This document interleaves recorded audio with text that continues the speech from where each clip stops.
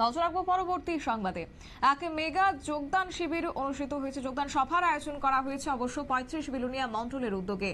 এবং এই যোগদান সভাকে কেন্দ্র করে বিভিন্ন দল ত্যাগ করে কার্যত বিজেপি দলের পতাকা তলে এসে সামিল হয়েছে অনেকেই। তারই মধ্যে 35 বিলোনিয়া মন্ডল বিজেপির উদ্যোগেই অশ্বিনী ত্রিপুরায় পাড়ায় এই অনুষ্ঠিত হয়েছে যোগদান সভা। 2018 সালে রাজ্যে পরিবর্তনের পর থেকে শুরু হয়েছে উন্নয়নমূলক কর্মসূচি। অবশ্য বিগত বাম আমলে সাধারণ লোকজনেরা উন্নয়নের ছোঁয়া থেকে বঞ্চিত থাকত।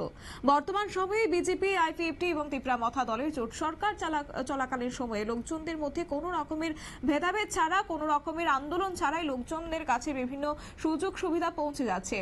রাজ্য সরকারের এই ধরনের উন্নয়নমূলক কর্মসূচি দেখে প্রতিনিয়ত বিরোধী শিবিরে ভাঙন ধরছে, আর যার ফলে আজকে এই যোগদান সভা এবং সেই যোগদান সভায় রাজ্য সরকারের উন্নয়নমূলক কর্মসূচি দেখে 35 বিলোনিয়া বিধানসভায় অন্তর্গত 44 নম্বর বুথে অশ্বিনী ত্রিপুরা পাড়ায় বিরোধী শিবির থেকে 7 পরিবারের 24 জন ভোটার বিজেপি দলে যোগদান করেছে। কি রয়েছে বক্তব্য শুনুন।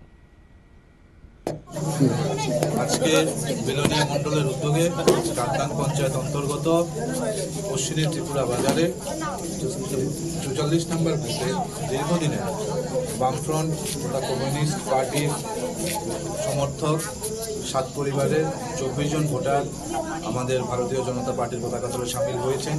আমাদের সরকারের উন্নয়নের শরিক হয়েছেন এবং আশ্বাস দিয়েছেন আগামী দিন ভারতীয় জনতা পার্টির হাতকে আরও মজবুত করবেন। ধন্যবাদ সবাই।